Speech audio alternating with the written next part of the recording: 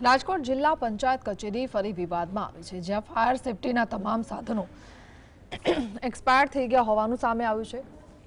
જિલ્લા પંચાયતનો બિલ્ડિંગ હાલ રામ ભરોસે છે અને જો આગની કોઈ ઘટના બને તો કર્મચારીઓ તથા અધિકારીઓની જીવન પર જોખમ મુકાઈ શકે છે।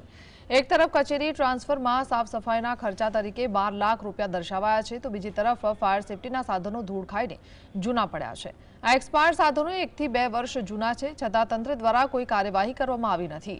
આ મુદ્દે ડીડીઓ અને જિલ્લા પંચાયત પ્રમુખની કામગીરી પર ગંભીર સવાલો ઉઠ્યા છે। કર્મચારીઓ અને સ્થાનિક લોકોમાં ભયનો માહોલ ફેલાયો છે।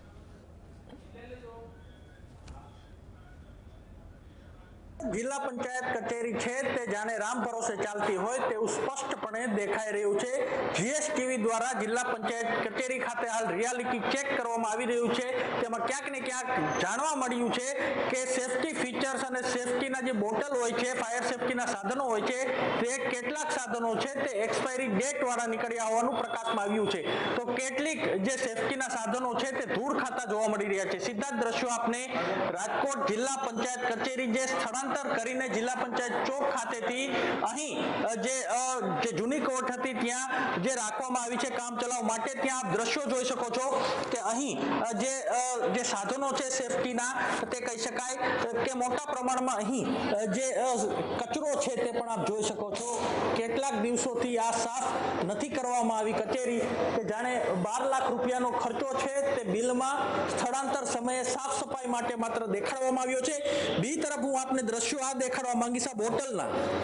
આજે સેફટીની જે બોટલ છે, ફાયરની બોટલ છે તે ક્યાંક ને ક્યાંક એક્સપાયર થઈ ગઈ હોય તેવું સ્પષ્ટપણે દેખાઈ રહ્યું છે।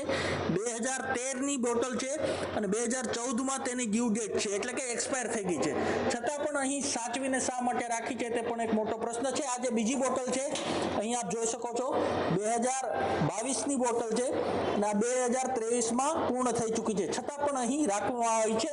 અને અહીં આપ જોઈ શકો છો કે આ ફાયર સેફટીના સાધનો ઉપર આ ધૂળ ખાતા સાધનો છે તે જોવા મળી રહ્યા છે। આ સાધનો ચાલશે કે નહીં ચાલે તે પણ એક મોટો પ્રશ્ન છે। તો બીજી તરફ અહીં ક્યાંક ને ક્યાંક સેફટી બાબતે પણ ઘણા મોટા પ્રશ્નો છે તે ઉપસ્થિત થઈ રહ્યા છે, કારણ કે તાજેતરમાં જ કેટલીક એવી ઘટનાઓ બની છે, ટીઆરપી અગ્નિકાંડ હોય કે કોઈ પણ જે એટલાન્ટિસ બિલ્ડિંગમાં અગ્નિકાંડ હોય ત્યાં કેટલાક લોકોના મૃત્યુ પણ પામ્યા છે, છતાં પણ તંત્ર છે તે પોતાના જ ઘરના વાંક છે તે શોધતું નથી તેવું સ્પષ્ટપણે દેખાઈ રહ્યું છે।